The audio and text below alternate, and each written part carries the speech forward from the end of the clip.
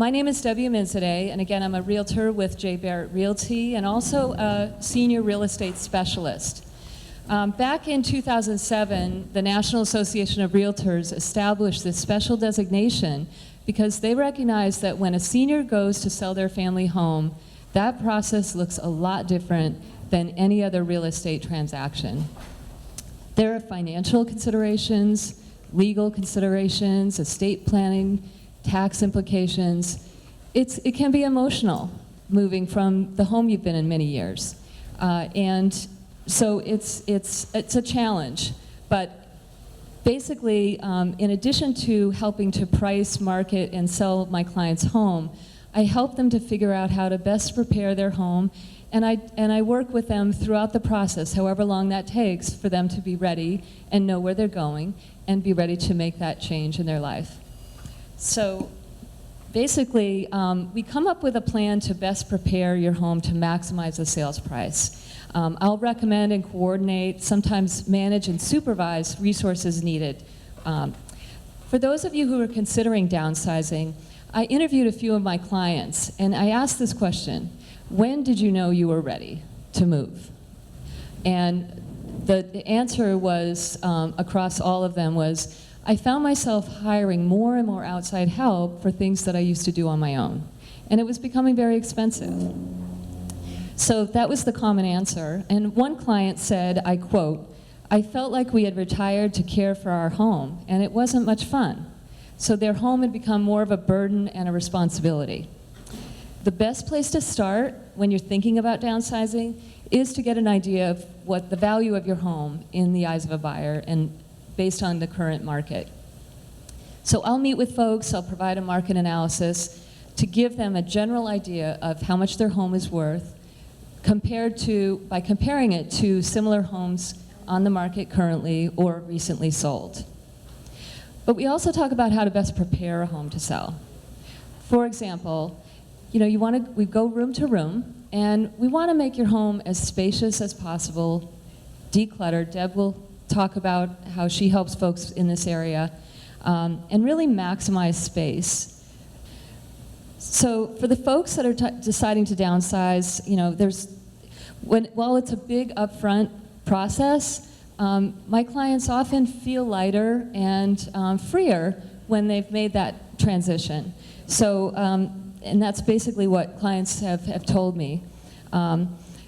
Whatever brought you here today, we're all in this together, okay? So we wanted to talk to one another. Everybody's trying to decide what to do. There are different options out there, but the purpose is to introduce you to resources and know that you don't have to go it alone.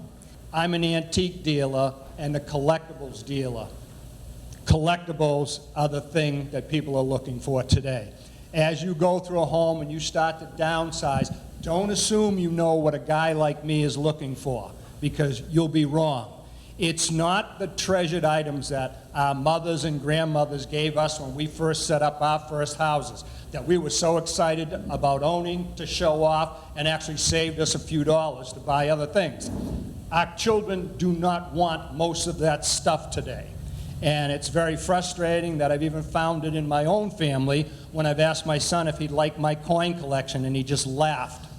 But as you go through this process, you have drawers filled with minutia, things that have traveled with you for years. Hold on to them until somebody like myself comes in and tells you, you can definitely donate this, you can give it away, or I'll offer you $5,000 for that pile. You have to be careful. I find this every day in houses where I make offers on things and people have to sit down and look at me like I have two heads. Who'd pay that for that? A couple examples would be 3 times in the last 2 years, I've passed up all the woman's china, cut glass, figurines, etc., worked my way down the cellar to the back room. I find the room filled with canning jars and old crocks. Among all the basic canning jars, there's the crown jewel. Now I carefully take it upstairs. It's covered in mouse poop, spider webs, filled with rotted black tomatoes and labeled Aunt May 1906. Now I'll come up and I'll put that on the table next to all the pretty cut glass. They're already backing away from me because they don't know what's coming. So I'll ask, would you accept $500 for this jar? I'm telling you, they back away 3 more feet because they don't know what's coming. They ask, you can't eat those contents. Well, I know that. It's for the jar. Well, inevitably, they'll sit down and write out a whole release, make me sign it. They're not responsible if I ate the contents of that jar. But you can have a canning jar worth $2,000, $2,500 in your cellar. People are pitching all the time, and it's a shame when they pitch the day before I get there, the week before I get there. I had a call 2 weeks ago. A woman brings me up in the attic to look in her husband's World War II trunk. Yes, there's all his World War II uniforms, etc. But there's lots of empty spaces. So I'll have to ask, was that where the German helmet was? Oh, look at him. How'd you know that? Did you have a flag over in this space? How did you know? Do you still have them around? Well, yes, I put them out in the garage. I really didn't want you to look at them. Well, may I look at them? I go out in the garage, the helmet, the flags, a box full of medals. Would you take $800 for that stuff you're about to throw away? They don't get it. What's the matter with me that I want to pay for this stuff? It's history. So the biggest thing I can tell you, to tell your friends, etc., be careful when you start to downsize. You have no clue how much that single gold earring will weigh up. It's not trash. Your costume jewelry is not trash. I did a house yesterday. This will be my last story. Woman brings me out a bag of costume jewelry, says, I know it's nothing, there's not much here. By the time I finished with that bag of costume jewelry, I told her, yes, that bag is worth $15. But the stuff I took out, $800. Well, she starts to get all upset. And I figured, wow, I didn't offer enough money. She's upset because 2 days ago she threw the other bag away. She didn't know there was any gold in it. But it takes somebody like myself to pull all that stuff out, weigh it all up and go, wow, good thing you didn't give this to the church fair, because here's $800 in your pocket. So again, thank you very much for having me here. At Thompson Construction, we do everything from grab bars all the way up through additions. But I was not always a builder. My previous career was as a dancer, a professional dancer. Because I was a dancer, mobility, meaning our ability to move around, has been always really important to me. So, could we do a little game right now? You've been sitting for a little while. I want you all to stretch. Just very gently stretch the side of your body. That's it. And then reach out like I'm going to touch the ceiling. Reach, reach, reach, reach, reach, and relax. Other arm. Bend, bend, bend. This is going to get oxygen to your brain. It's going to get oxygen to your muscles. Stretch, stretch, stretch. Reach, reach, reach, reach, reach. And relax. Okay. So I help seniors stay in their homes as long as possible. But everybody at some point has to ask the question of the day, which is, am I able to stay in my home, or do I need to go into assisted living? And that question is not very complicated. It's very emotional, because those of you that have been in your homes for 40, 50, 60 years have become attached and in a very strong way emotionally involved with your home. To leave your home is not easy. Also, it means sometimes it means leaving your community, not having your friends right around you to call or to see. So it's a very emotional decision, and your answer depends on your ability to take care of yourself. And what does that mean? Your ability to take care of yourself, they also call life skills. The first one is to get up. Can you get up? So if I'm in bed and I don't have my stomach muscles or my legs aren't as secure, I need something to help. And it's very simple. Once I'm sitting up, either one hand or both hands, put yourself up, and then you can probably swing your legs off to the side. Now that simple movement it's the first movement everybody does in the morning. No matter how old you are, you do that movement. You sit up, you turn, and you get out of bed. Now, the next challenge shows up. No problem, right? Well, for a lot of people, it's a problem. So getting out of bed is the first challenge that some people have, and the solutions are quite simple. Often they're quite simple, and it just has to do with some sort of assistance nearby. The next challenge is getting into the bathroom and getting clean. Is your bathroom set up for you to get washed? Is it safe for you to take care of your business? And is there enough light so that you can see everything that you need to do? These are all things that we check when we come in to do a home assessment for you. The next one is getting dressed. Do you have the ability to get yourself dressed? This is a life skill, which is very important. Sometimes people need help from others. Sometimes people need some sort of stability, maybe a walker like this one. Then getting fed. This is a big one, because getting fed usually means using your kitchen. And the kitchen there are a lot of dangerous things in the kitchen and the bathroom, not the least of which is spilled water on the floor. Can be very slippery. But there are lots of other issues, and kitchens now we have many options for all parts of your kitchen. Lighting, area lighting, which old homes usually didn't have. Old homes usually have one light bulb in the ceiling. All the way down to lit faucet. When the hot water comes out, it's red, it glows red. There's a light in there that glows red. When the cold water is coming out, it glows blue. So that you can tell without even touching it how hot or cold your water is. Get washed, get dressed, get fed, and get going. You want to go to Rose Baker Senior Center. So you have to be able to get out of your house. And then the question of getting back home, getting back into your house. Is there enough light in the front? Can you find the key to the front door? Or is it too dark? These are modifications that we add for safety. We use canes, we use grab bars, we use lifts.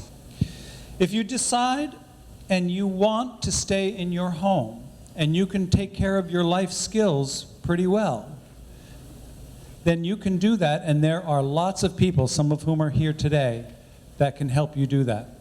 And the word that you can type into your computer to search is aging in place. If you type in aging in place, it means getting old, staying where you are.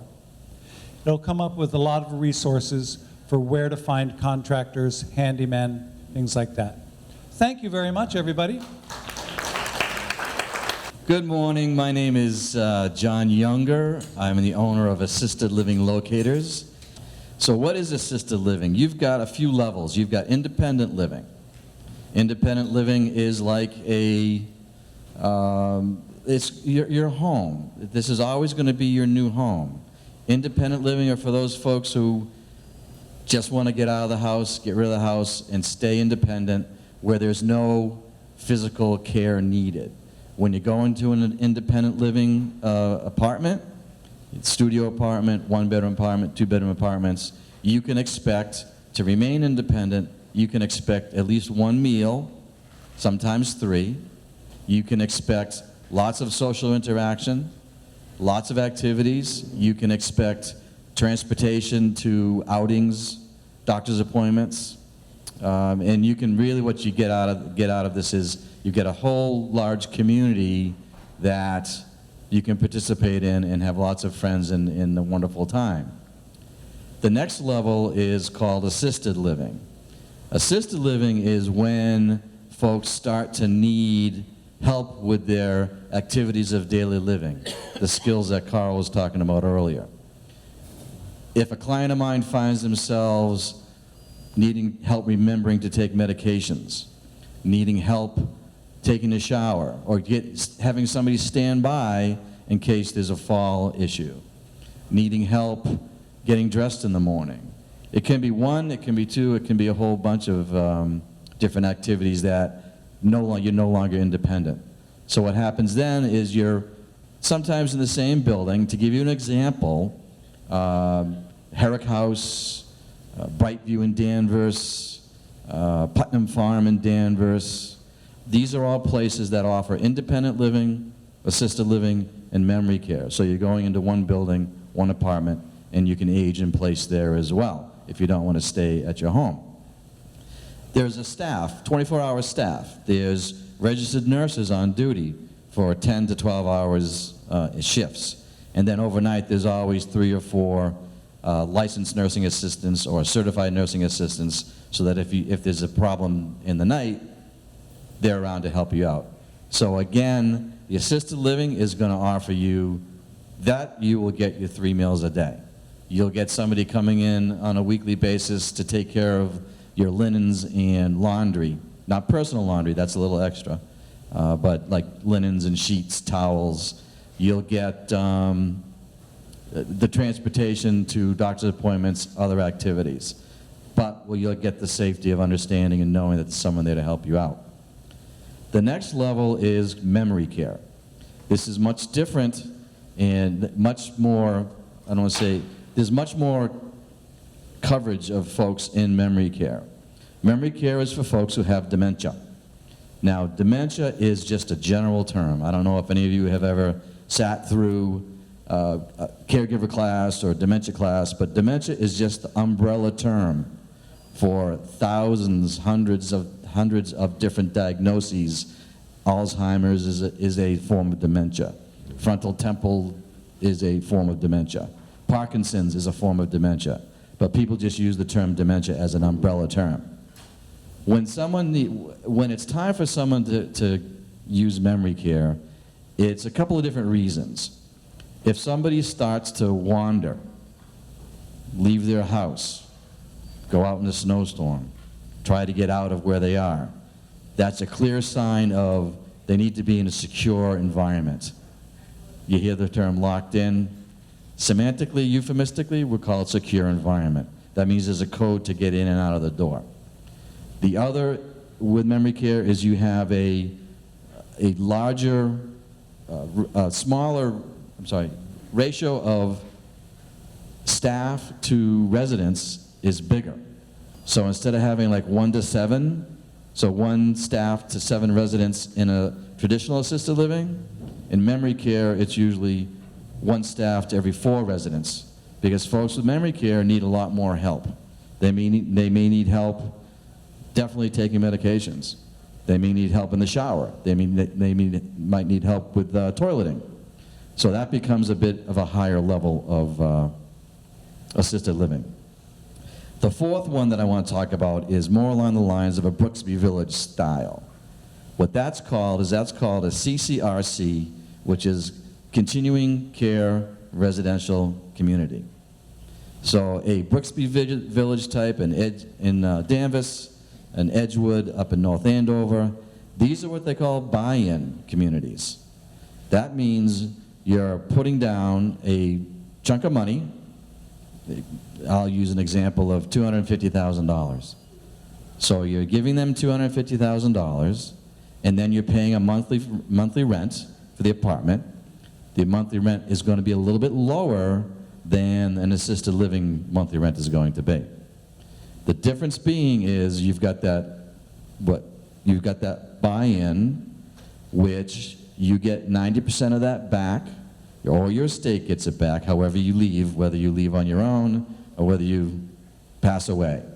You get that 90% back, but read the documentation. Get a lawyer to look at that documentation, because it can take years for you to get that money back. You want to make sure to see that. What you're getting with a continuing care environment is you're getting the safety and security of knowing that you can move in independent. You can have to be independent to move into these places, and you can stay on the campus and age in place. Independent living, assisted living, memory care, skilled nursing, rehab, that type of thing. My service is, I've been doing this for a little over 3 years. My service is absolutely 100% no charge to my clients. You will never see a bill from me, because I work kind of like a real estate agent. I have fee agreements with all of the assisted livings from Worcester east. So they give me a referral fee when I bring a client in. So my service is absolutely free of charge. All right. Well, who has too much stuff? Right? Oh, I bet there are more hands that need to go up. So we all have attics and basements full of items. Sometimes our second guest bedroom has all our tchotchkes and memorabilia. My company, Ship Shape Organize, helps people downsize and figure out what to do with all that stuff. People often ask me, how'd I get into this? I lived on a sailboat with my family, 3 kids. We homeschooled.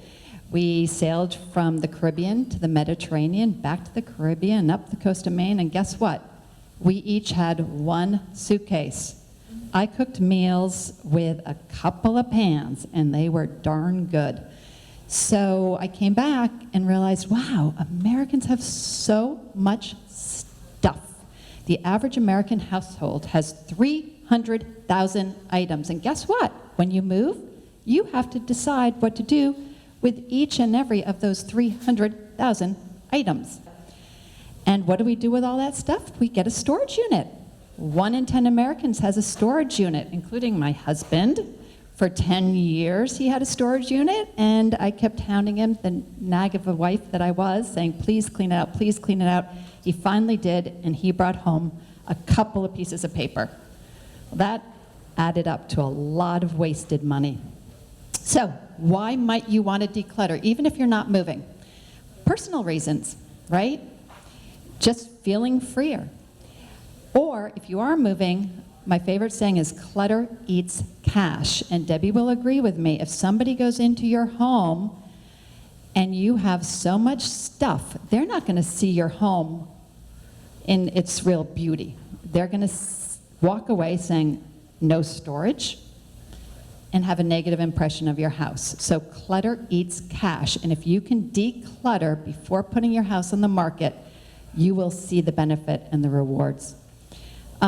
Some people have chaos, we call it, and it's an acronym for can't have anyone over syndrome. So if nothing else, do it for your family and your kids. How to declutter? Ask what makes you happy. What do you use? If any of you know who Marie Kondo is, she's this cute little Japanese woman who's been very successful, and she always says, does it bring you joy? Well, I agree and disagree a little bit, because there's a great cartoon that says, okay, does it bring me joy? I threw away the vegetables, threw away my scale, my bra, and my treadmill. They don't bring me joy. So sometimes you have to think, practically. So, and stop purchasing. Stop those Amazon packages from coming in. We always say to clients, do you own your stuff, or does your stuff own you? And that's a big distinction to make. How do I do it? Start with a small area, bring a box, cardboard box into your kitchen. Tonight when you open that drawer full of utensils and you find you have 5 spatulas and you love 2, put the other 3 in a donation box. There's always somebody on the other end of the donation who will love your items that you no longer use. Some good donation companies that we like to use are Salvation Army. They come into the home, they take furniture, they lift furniture from a 2nd floor down to their truck. Second Glance, a well-known Gloucester donation company, they have a truck, they'll come, they don't do stairs. So you will have to, if you're going to give a bureau away, you'll have to have somebody bring it down to the ground floor because they don't do stairs. There are lots of good companies for smaller items, Big Brother, Big Sister, Vietnam Vets. And we always recommend call some of these places and get them on the calendar, because it gives you that deadline. If you know they're coming September 30th, guess what? You're going to have a couple boxes for them. So, and as you go through the decision-making process, don't give up. Decisions do become easier the more you do it. So, letting go. What's the top excuse that we always hear? Guilt, right? I can't give that away. Uncle Henry gave that to me for a wedding present. Well, do you think Uncle Henry remembers what wedding present he gave you 52 years ago? I don't think so. It's a hard process, but they always say, oh, I may use it someday. I may use it someday. I don't want to give it away. Or, I paid a lot for it, right? That makes it difficult to give something away. Or, that was such a bargain. I paid $2 for that. How could I possibly let that go? Well, and another word of advice, if you feel that your children want everything, I was working with Nancy, and she kept saying, oh, my son might want that. My son might want that. I said, Nancy, let's put everything out on a table, take a picture, just to get a pulse for what he might want. Sent the picture to him. Guess what? Didn't want anything. But that was helpful to her because then she stopped using that as an excuse. And she said, okay, you know, maybe I can consign things. Maybe I can get some money for it. How valuable? Clients always say, how valuable is this? Use antique dealers and resources to see how valuable it is. And I will tell you, it's only as valuable as somebody is willing to pay for it, right? So grandma's china, which everybody has, I have a client with Wedgwood china, a full set of 12 dinner plates, 12 lunch plates, beautiful pattern. I've sent it to pictures to 3 consignment stores and to an antique dealer, and guess what? They all said, no, we can't take it, it won't sell. And that's unfortunate, and it's a hard thing to grapple with. If you have a lot of furniture, sometimes people say estate sales are a great way to have people come in and take things if you're really downsizing. You have to be comfortable with a lot of people coming into your home. And also that whoever's running the estate sale might sell something for a lot less than you think it's worth. There are auctions, there's consignment. Consignment stores, you'll usually get about 50%. Consignment stores love Williams-Sonoma platters, Pottery Barn furniture, things like that, not grandma's china. Craigslist, don't recommend it unless it's a small item and you can meet somebody at a Starbucks, but don't ever have anyone like that come into your home unless you have somebody there with you. Town Facebook pages often have great sites. There's a buy, sell, trade page that most towns have, and you can list some items on that. And last resort, junk haul. Dumpsters, you do need space. You typically pay about $400 for a dumpster, and then need the labor, obviously, to bring items out. And you can keep it for usually 2 weeks with a $25 charge per week after that. Moving companies, lots of good questions to ask them once you've cleared everything out and you're moving, and we have on our website some good questions for them so that you're ensured a smooth transition without independent contractors and other issues that can come across. So, in closing, your heart can never be too full, but your house can be. Thank you. Well, thank you all for coming and for offering this wonderful information, very important, and I think it is well taken. And I thank you all for your wonderful gifts that you brought with you. Thank you to Jay Barrett for bringing this program here to the Rose Baker Senior Center. We truly appreciate it.